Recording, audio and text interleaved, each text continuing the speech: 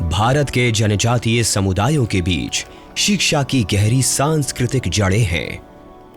बुजुर्ग अपने पर्यावरण की समग्र समझ को बढ़ावा देते हुए व्यावहारिक कौशल, पारिस्थितिक ज्ञान और सामाजिक मानदंडों को प्रसारित करते हैं।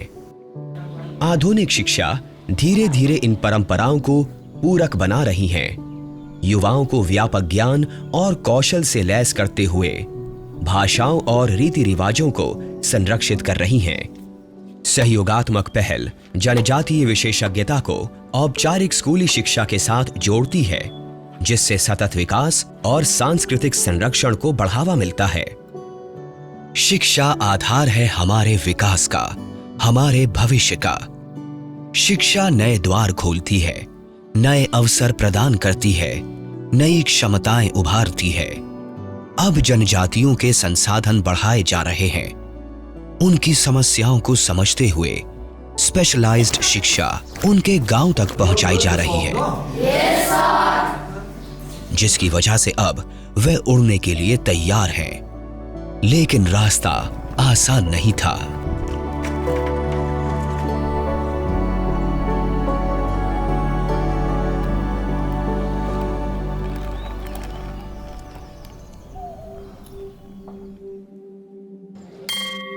हम तो सर कक्षा 5वीं तक पढ़े। उस टाइम ये साधन नहीं था, उतनी सोच नहीं थी। फादर से भी गरीब थे, इसलिए हम नहीं पढ़ पाए। तभी दोष किसको दें समय का परिकल्पना जी। हम चाहते थे कि हमारे बच्चे थोड़ा बहुत आगे जाएं ना, कि हमारे जैसे थोड़ा ये कि हम चाहते थे, हम भी पढ़ना चाहते, बहुत शौक था पढ़ने का, लेकिन बहुत सारे बच्चे थे इसलिए पढ़ा नहीं पाए।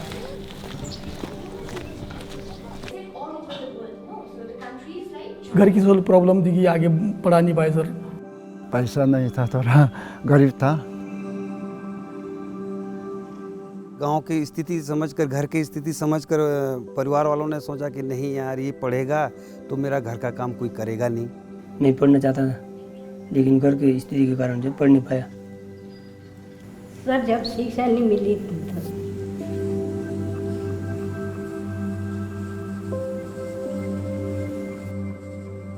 आदिवासी समूह हमेशा से ही गांव और शहरों से काफी दूर ही बसते हैं। इनके बच्चों को स्कूल पहुंचने के लिए कभी पहाड़ तो कभी नदी से गुजरना पड़ता था, तो कभी रोज 30 से 40 किलोमीटर दूर जाना पड़ता था। यहाँ के बच्चे सपने तो देखते थे, लेकिन उसे पूरा करने का उनके पास कोई रास्ता नहीं था। इसी वजह से अनुसूचित जनजातियों में अनेक बच्चे 10वीं कक्षा के पहले ही स्कूल जाना छोड़ देते हैं। मैंने देखा वहाँ पर जो बच्चे हैं हिंदी भी सही तरह से नहीं बोल पाते हैं। वो सादरी बोलते हैं, वो छत्तीसगढ़ी बोलते हैं। तो उनको समझाने के लिए जब मैंने देखा कि वो मैथमेटिक्स के और इंग्लिश 2 विषयों के डर से वो स्कूल छोड़ करके चले जाते हैं। ड्रॉप आउट का रेट बहुत बड़ा था। इन्हीं समस्याओं और बाधाओं को दूर करने के लिए एकलव्य मॉडल रेजिडेंशियल स्कूल यानी EMRS की शुरुआत हुई। The tribal students एक opportunity नहीं मिल रहा था to get a good public school education. So because of that, EMRS schools were established to give tribal students एक opportunity to experience public school education. जब सब शुरू हुआ था, हमारा स्टाफ बहुत कम था at that time. उस समय हम लोग 4 टीचर थे। मेरे पास मात्र 13 टीचर थे। स्टूडेंट्स भी बहुत कम था। 46 बच्चों का एडमिशन हुआ था। बिल्डिंग कुछ नहीं था। एक बहुत बड़ा गैप था और उस गैप को भरने के लिए मुझे अथक प्रयास करने पड़े। बिल्कुल नई स्कीम, कोई गाइडलाइंस नहीं। There was no land, nothing. Infra की बहुत बड़ी प्रॉब्लम थी। 10-12 पीस डेस्क, बेंच था, एक टेबल था। जरा सा मौसम खराब हो, लाइट चली जाए तो पानी नहीं चढ़ेगा। बहुत छोटा सा गांव था, रोड्स भी अच्छा नहीं था ना, so vehicles used to refuse to come to this place of Kangyep. सिर्फ स्कूल शुरू करके ही इन समस्याओं का समाधान नहीं होता। इन स्कूलों को आधुनिक और यहाँ पढ़ने वाले बच्चों को मुख्य धारा के काबिल बनाना भी जरूरी था।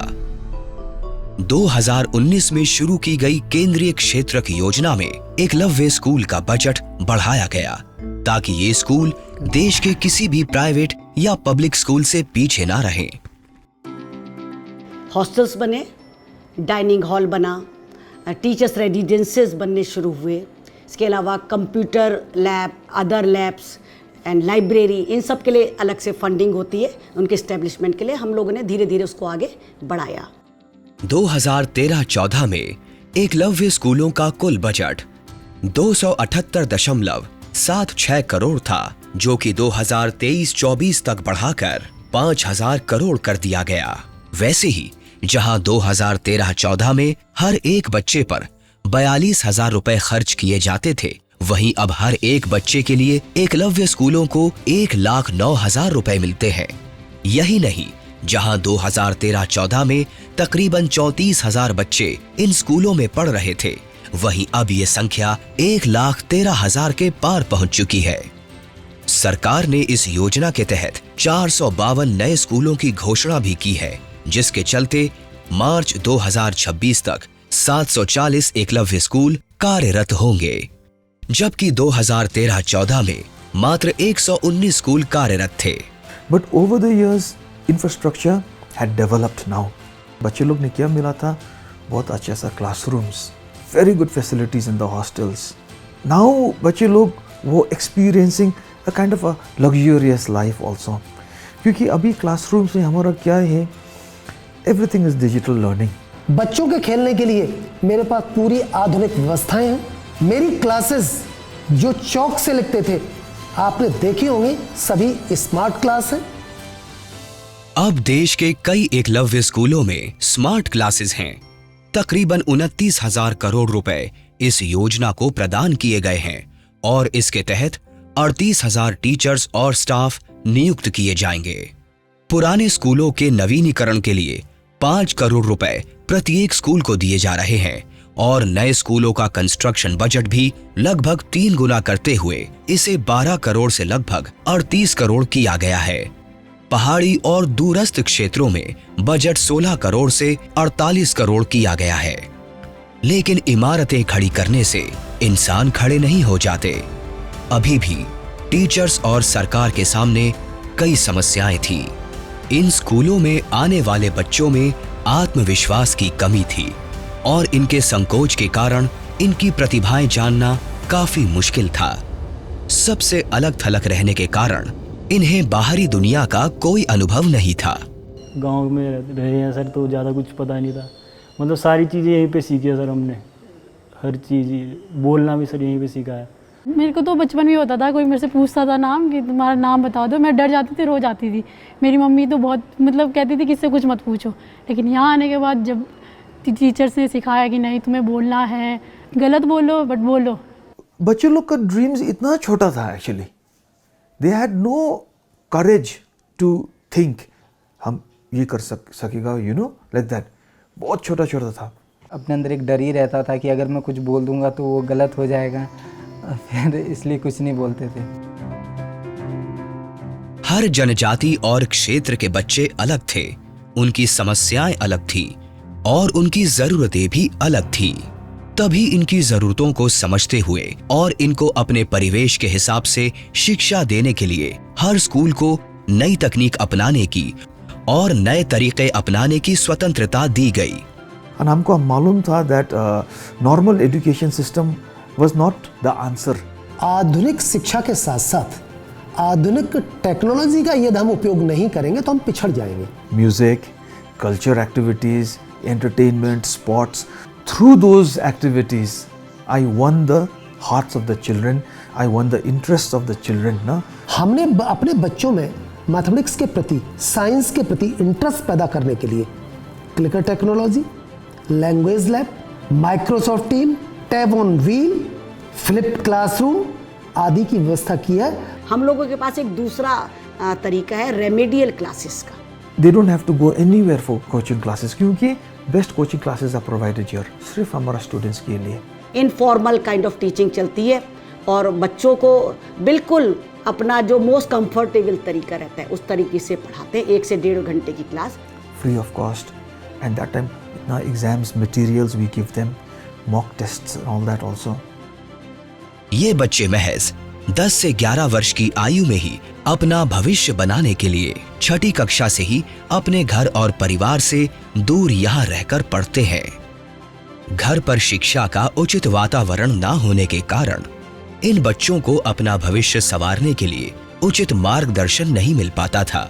इन वजहों से स्कूल का एक महत्वपूर्ण कर्तव्य है कि बच्चों को मार्गदर्शन देते हुए एक तनाव मुक्त वातावरण भी दिया जाए। That was the first time being away from family, being away from my friends. Journey was quite difficult, but over the time I just got used to it. तो मुझे पता नहीं था कि जिस दिन काउंसलिंग है उसी दिन हमने यहाँ रुकना था, तो रुके और मेरे मम्मी पापा ने बोला हम जा रहे हैं। फिर मम्मी और रोए नहीं, बट मैं थोड़ा बहुत रो गई थी उनको जाते हुए देख के। जब मेरी माँ बोलती थी तो तुम्हें भी ये स्कूल पढ़ना पड़ेगा, सो मुझे बड़ा डर लगता था, क्योंकि मेरे पास तो वो हॉस्टल में बसने का कोई आदत नहीं था ना। जब बच्चे हमारे अपने घर से आते हैं तो हम ब्रिज कोर्स के साथ साथ उनके काउंसलिंग की व्यवस्था भी करते हैं, जिससे बच्चे यहाँ से तनाव मुक्त हो जाते हैं। जॉयफुल लर्निंग, बच्चा बिना किसी स्ट्रेस के सीखे, उस पे हमारे एक फोकस रहता है। सो यहाँ आके देखा तो सारे मेरे टीचर्स भी मुझको इनकरेज करते थे, तो दिस काइंड ऑफ पुश्ड मी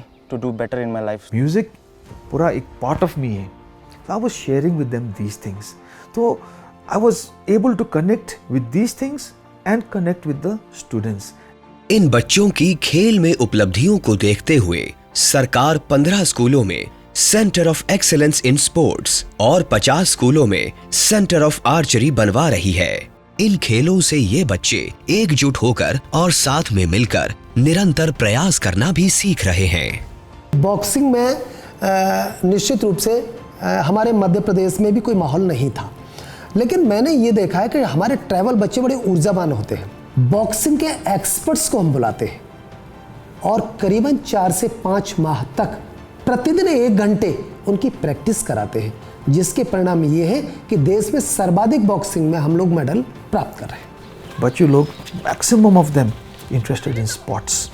जब हमने बास्केटबॉल भी शुरू हुआ, आई टुक माय टीम। जब गए थे तो उतना सक्सेस नहीं हुआ, क्योंकि हम न्यू थे। जो हम लूज़ करके आए उसके बाद सीखा कि क्या है वहाँ का मतलब स्टैंडर्ड। हमारा बच्चे लोग इतना पैशनेट था, इतना हार्ड वर्क किया था that we started to win everything. We won CBSE का 2 बार नेशनल चैंपियंस बास्केटबॉल में, तमिलनाडु में, आगरा में।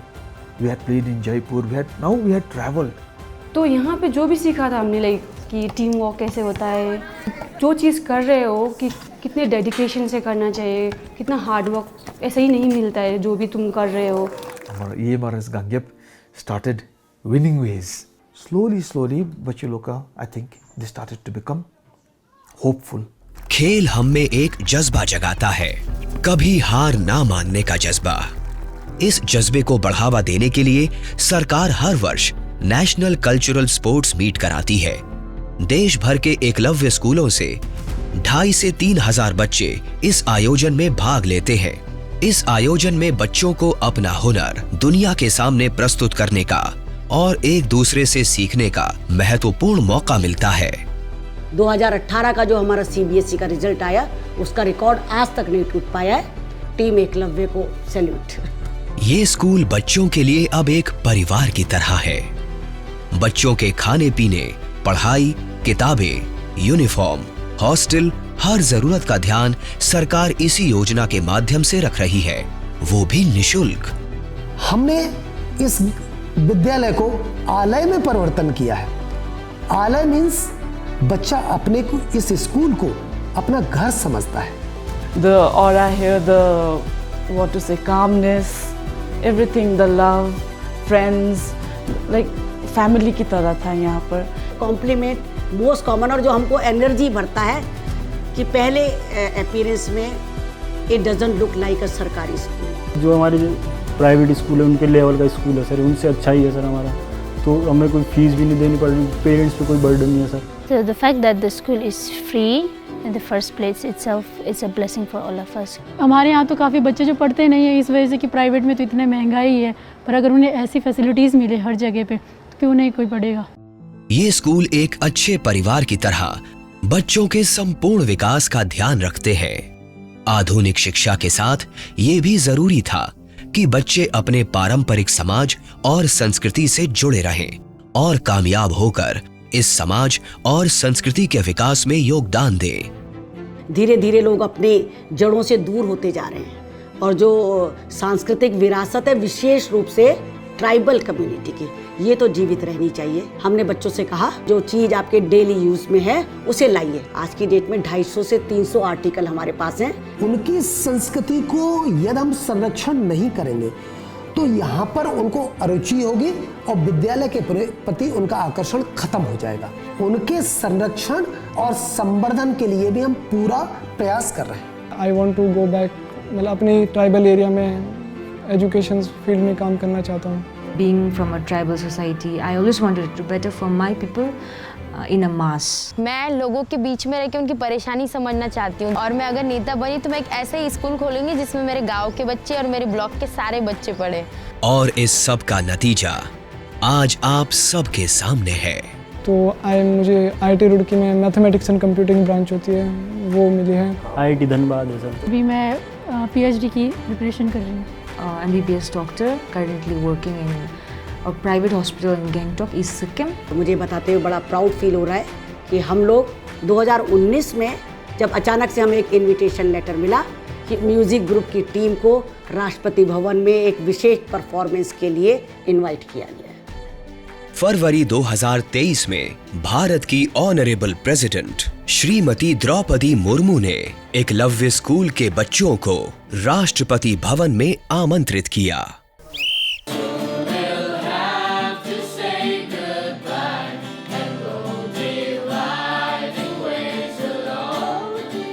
दस से 12 बच्चे हो चुके हैं, 100 में से 100 नंबर लाए हैं। 2022-23 में लगभग मेरे 16 छात्रों का चयन जेई और मेडिकल में हुआ है। I am so proud, so happy that हमारा स्कूल से बहुत सक्सेस स्टोरीज निकल रहा है, starting with Indian national player Neema Doma.